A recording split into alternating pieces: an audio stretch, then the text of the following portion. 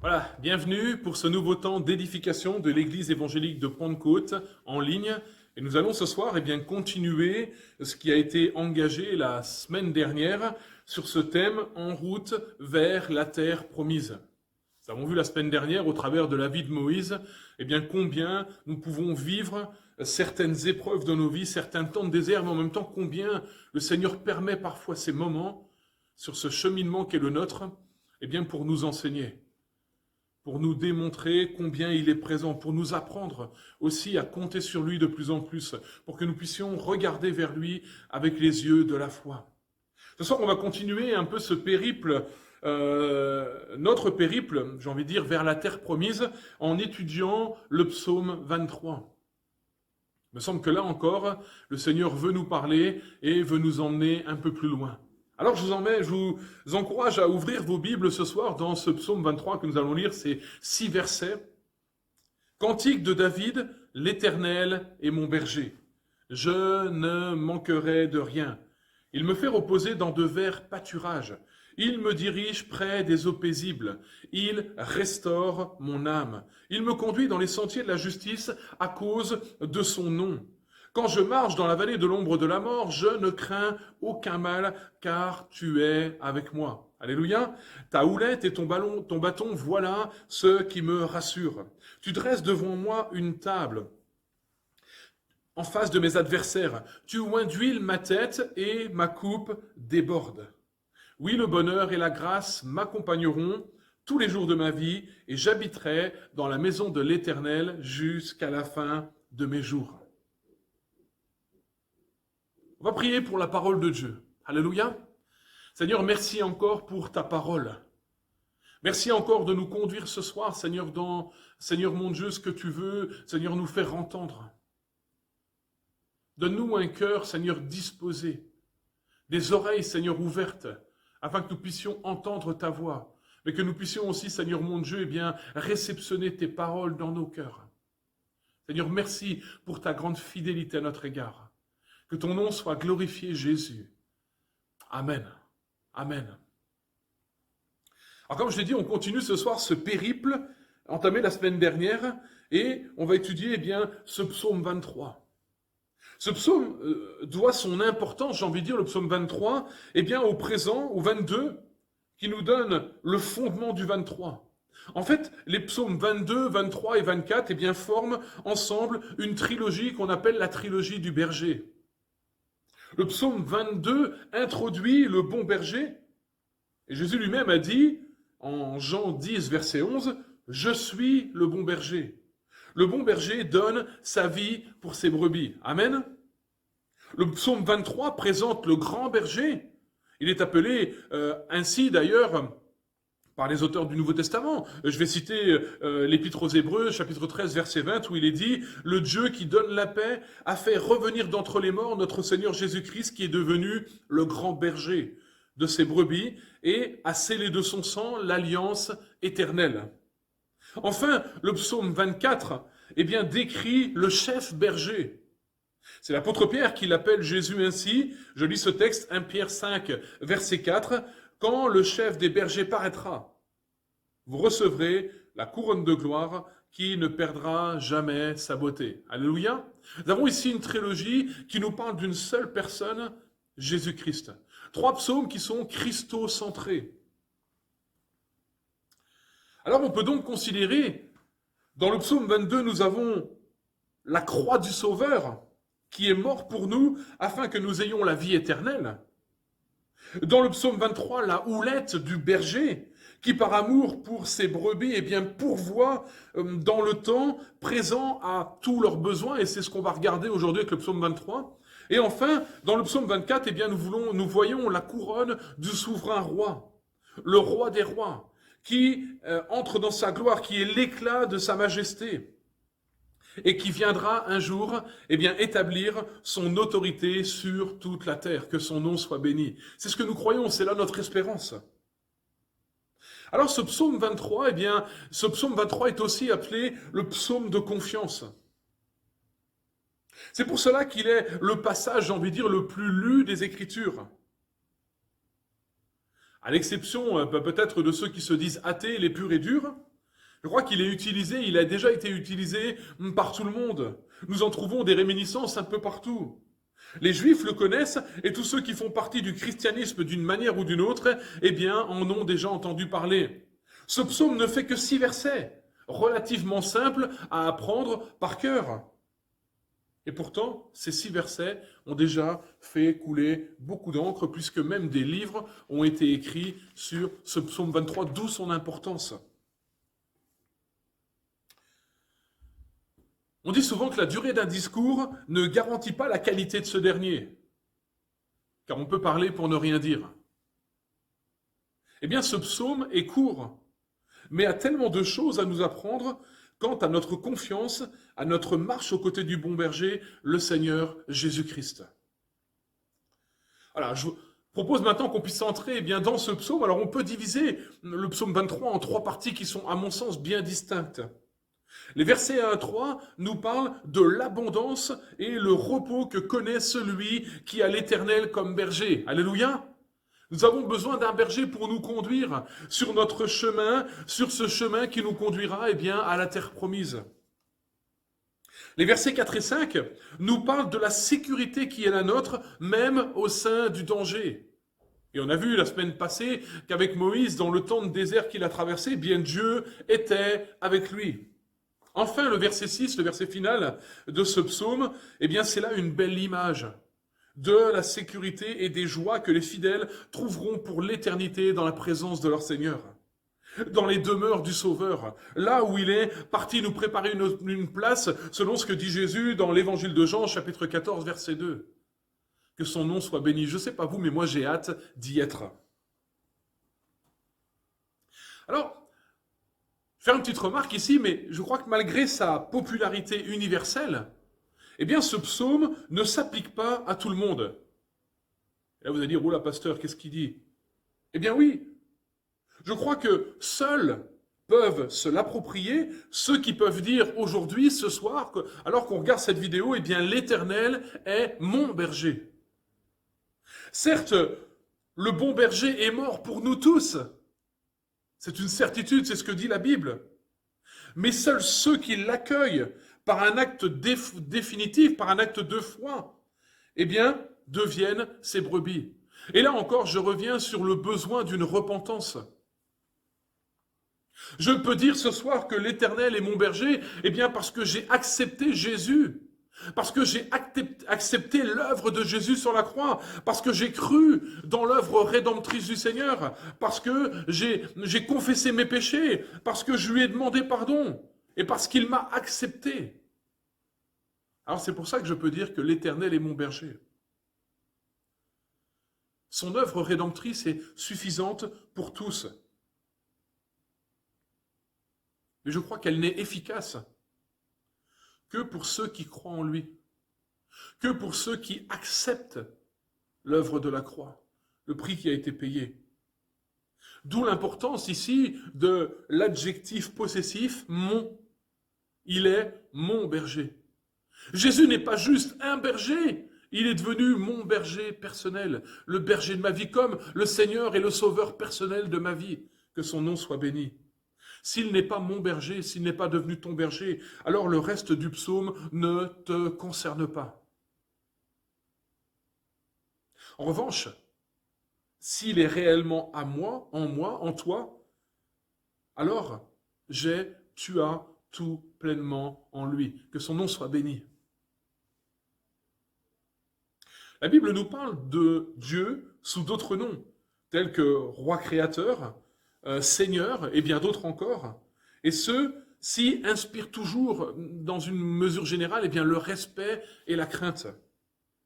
Je crois qu'il n'en est pas du même du mot berger. Le mot berger, quand nous l'entendons, eh bien, tout de suite, nous éprouvons dans nos cœurs de la confiance, de la consolation, de la sécurité. Et c'est là ce que Jésus veut nous apporter encore ce soir. C'est bien de quoi nous avons besoin chaque jour de nos vies et peut-être plus encore dans ce contexte tellement particulier que nous traversons. Mais je crois que pour bien comprendre cette image, il nous faut bien aussi comprendre, observer ce qu'est une brebis. Elle ne vit que grâce à la protection et à la sollicitude de son berger.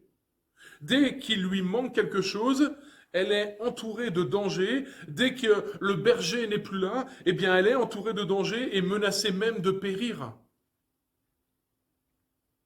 Elle n'est qu'un pauvre animal, dépourvu d'armes pour se défendre et même d'intelligence pour retrouver sa voie. Par contre, la brebis, il est une chose importante qu'elle sait faire.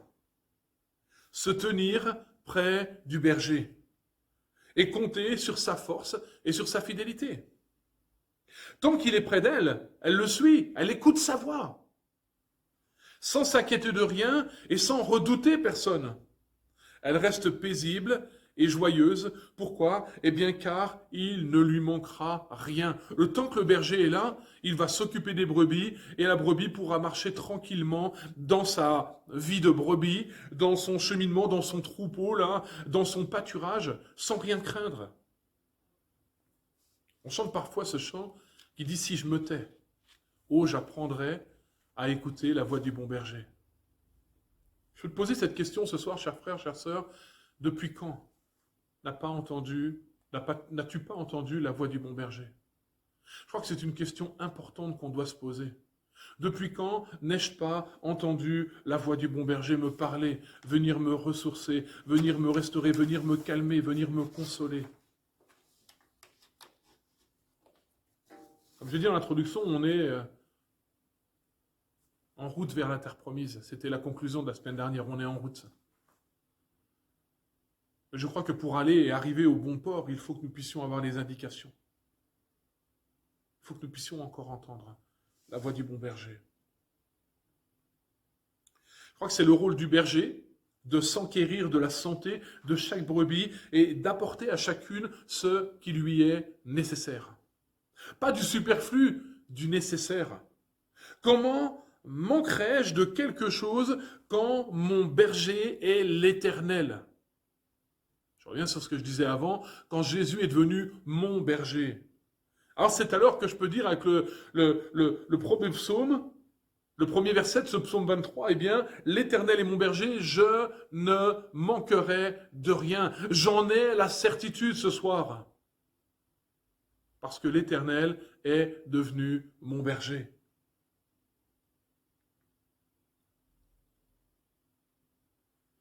Hébreux 13, verset 8, nous dit qu'il est le même hier, aujourd'hui et éternellement. Alléluia. S'il était devenu le bon berger du psalmiste, si le psalmiste a pu écrire avec certitude ces lignes que nous lisons ce soir et que nous cherchons à étudier ce soir, et bien de la même manière, parce qu'il n'y a pas d'ombre de variation en Dieu, parce qu'il est toujours le même hier, aujourd'hui, éternellement, nous pouvons dire la même chose ce soir. Nous pouvons nous approprier les promesses de ce psaume. En revenant à la brebis ne peut pas voir plus que quelques mètres devant elle.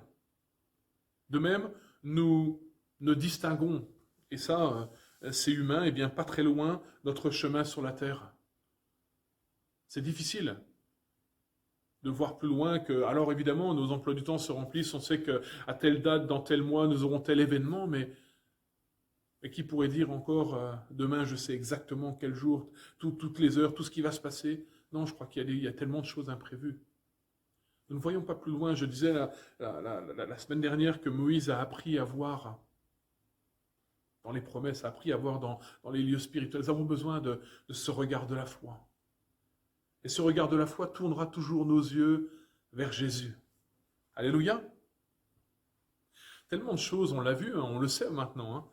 On a appris, on est en train d'apprendre, mais tellement de choses peuvent intervenir pour modifier le cours de notre vie, pour modifier le cours de nos habitudes, de manière brutale et parfois même de manière complètement c'était inattendu.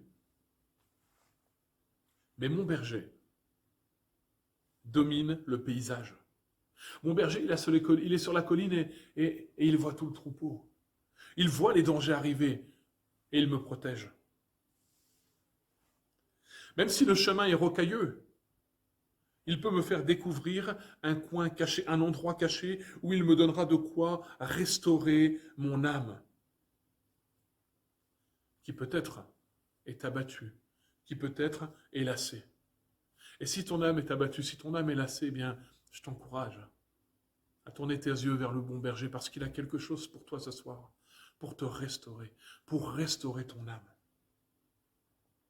Et alors, quand notre âme est restaurée par le Seigneur, par le bon berger, eh bien, je peux ainsi continuer ma route sur les sentiers de sa justice, en ne m'écartant ni à droite, ni à gauche, mais en m'attachant à le suivre humblement, pas après pas, jour après jour. Que son nom soit béni. Quelqu'un a dit un jour à la fois. Et je crois vraiment que c'est comme ça que nous devons avancer. Le lendemain aura soin de lui-même, nous dit la Bible. À chaque jour suffit sa peine. Alors, regardons maintenant à chaque étape de ce psaume où, j'ai envie de dire, tout est pourvu. Il me fait reposer dans de verts pâturages. Notre bonne nourriture spirituelle est pourvue. Il me mène près des eaux paisibles. Il y a là une dimension de paix. Il restaure mon âme. Le bon berger m'amène des soins personnels.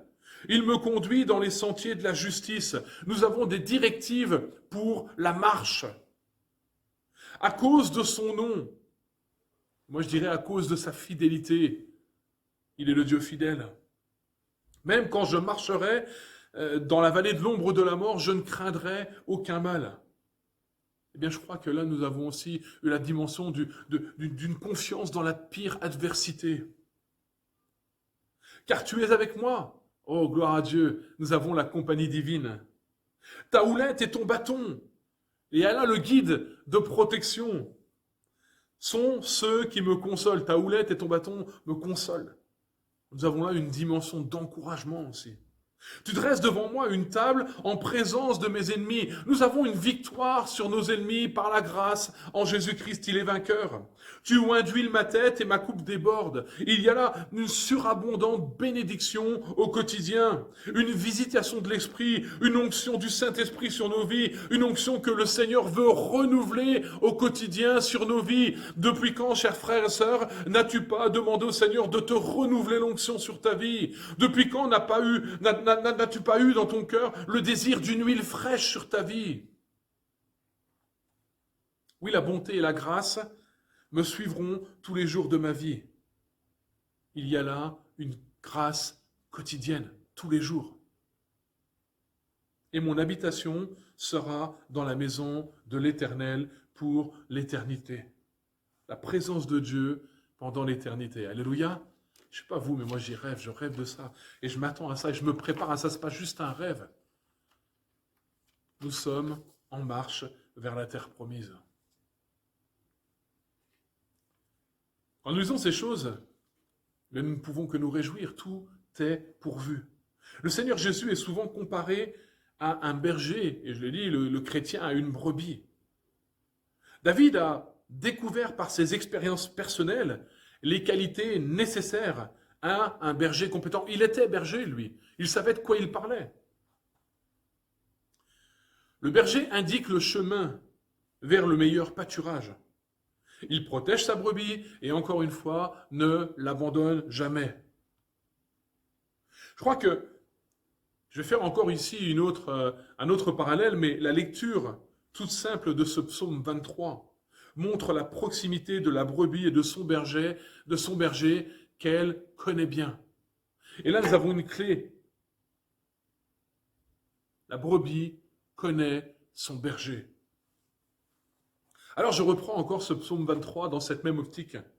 L'Éternel est mon berger, une personne qui prend soin de moi. Je ne manquerai de rien. Il y a ici une plénitude de satisfaction. Il me fait reposer dans de verts pâturages. Quelle atmosphère apaisante. Il me mène près des eaux paisibles. L'assurance de trouver la bonne direction et de découvrir le meilleur, ce que Dieu veut réellement pour nous. Il restaure mon âme, le réconfort quand je chancelle, à cause de mes manquements, de ma faiblesse, ou même quand j'ai été blessé. Il me conduit dans les sentiers de la justice à cause de son nom. Le surchemin à l'abri des dangers. Tout est pourvu. Mais quand je marcherai par la vallée de l'ombre de la mort, je ne craindrai aucun mal car tu es avec moi. Oui, ça c'est la présence réconfortante du Seigneur, même dans les moments les plus tragiques, les plus douloureux. Le Seigneur est avec nous, je le répète encore ce soir. Le Seigneur est avec nous. Il est mon berger, il est ton berger. Ta houlette et ton bâton sont ceux qui me consolent. Encore ici une marque de la protection dans la marche contre les adversaires. Tu dresses devant moi une table et en présence de mes ennemis, tu as oint ma tête et ma coupe déborde. Le Seigneur veut renouveler nos forces pendant la marche. Mais en même temps, il veut nous mettre à l'abri de nos ennemis. La bonté et la grâce me suivront tous les jours de ma vie. L'amour du Seigneur et sa fidélité absolue à chaque moment de notre vie. L'apôtre Paul le dit, mais qui nous séparera de l'amour de Dieu?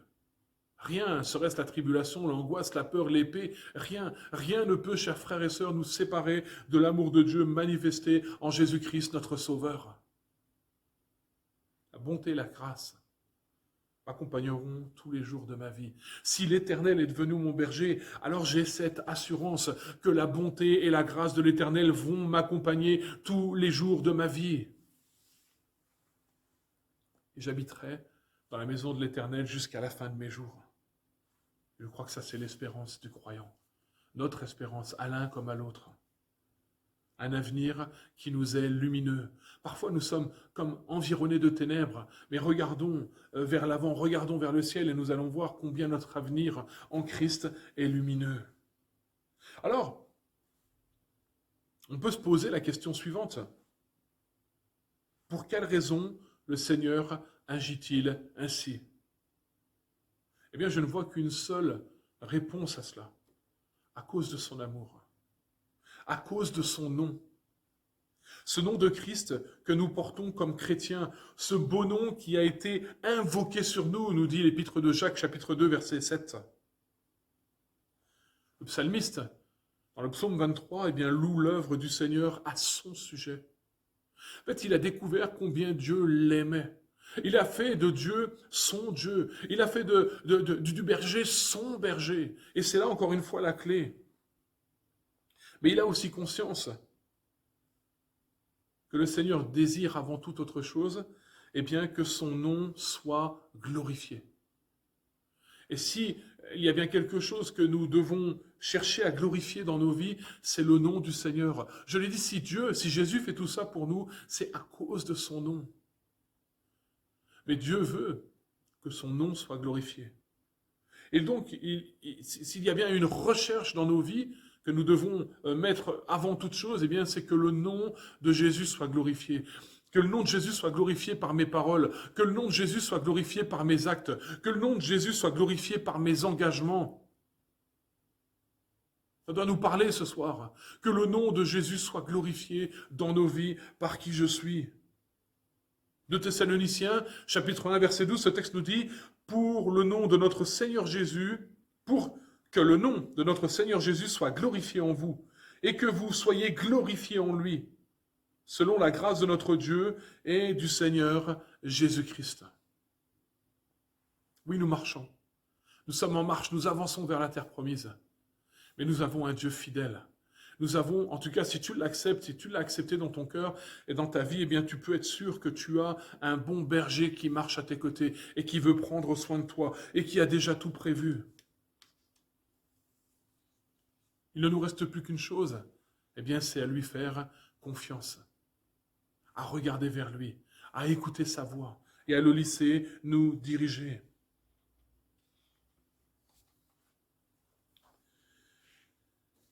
Apprécions donc pleinement, chers frères et sœurs, les soins du Seigneur, conscients que nous en sommes les bénéficiaires pour la gloire de son nom. Dieu veut nous bénir, Dieu veut nous donner la victoire sur nos ennemis afin que nous puissions annoncer son nom, afin que nous puissions glorifier son nom. Oui, nous apprécions pleinement les soins que le Seigneur nous accorde, mais conscients que nous en sommes les bénéficiaires à cause de son nom. Que son nom soit béni ce soir, que le nom de Jésus soit béni ce soir. Tout ce psaume nous parle de la proximité que le Seigneur veut avoir avec nous. 2 Timothée 4,17, ce texte nous dit « Le Seigneur s'est tenu près de moi et m'a fortifié, et j'ai été délivré de la gueule du lion. » Alléluia. Que Seigneur, que ce soir nous puissions dire ensemble « Le Seigneur s'est tenu près de moi et j'ai été fortifié. » J'ai été encouragé. Seigneur, je prends conscience encore ce soir que tu es mon berger, que sur ce chemin qui me conduira à la Canaan céleste, eh bien, tu marches avec moi, tu me protèges de mes ennemis, tu dresses une table devant moi, tu induis ma tête jour après jour. Je suis candidat à ton onction, je suis candidat à la bénédiction simplement parce que tu es devenu mon berger. Que le nom du Seigneur soit béni. Nous sommes en route vers la Canaan céleste. Et nous avons besoin de ce guide, de ce berger pour arriver à bon port. À ce jour où nos yeux, encore une fois, le verront tel qu'il est. Oh Jésus, mes yeux ont envie de te voir, mon âme soupire après toi, Seigneur. Bénissons le nom du Seigneur Jésus ce soir. Je vais terminer en conclusion avec un poème qui a été écrit sur le psaume 23 et je crois que par la grâce de Dieu, nous pouvons nous l'approprier, ce poème. Ce texte dit « Quand la nuit me semble trop noire, quand mon cœur est lourd comme l'airain, n'ose plus espérer ni croire, quand triste et lassé pèlerin, je m'assieds au bord de la route, les pieds meurtris, courbant le front, quand le souffle glacé du doute me fait murmurer « À quoi bon ?» Alors, je pense à sa parole. Je crois sentir sur moi sa main. La main de Christ qui me console en me disant sur le chemin, aux eaux pures sources de cristal, venez boire, âme altérée. De paix, vous serez entourés et je vous garderai de tout mal. Et mon cœur soudain s'illumine. Je ne crains plus aucun danger lorsque j'entends la voix divine me dire « Je suis ton berger. Ne crains point, je t'ai racheté. Je t'ai appelé par ton nom, tu es à moi. Ne crains point, car je suis avec toi. » Amen. Que le nom du Seigneur soit béni. Que nous puissions réfléchir à ce poème, le répéter, le réécouter et se l'approprier. Souvent, nous sommes comme ces pèlerins qui sont là sur le bord du chemin, mais comme dit le psalmiste au psaume 73, quand nous tournons nos yeux dans la parole, dans la loi, eh bien nous entendons aussi le Seigneur, le bon berger, nous dire « Je suis là, je suis ton berger ». Que le Seigneur nous bénisse, que le Seigneur nous encourage, que le Seigneur nous console, nous fasse du bien ce soir encore, et que nous puissions eh bien, nous endormir, je pourrais dire, ce soir, avec cette certitude que si j'ai fait de l'Éternel mon berger, il est avec moi et il va m'accompagner sur ce chemin vers la Canaan céleste, vers le moment où mes yeux le verront. Voilà, que le Seigneur vous bénisse, bonne soirée et à bientôt.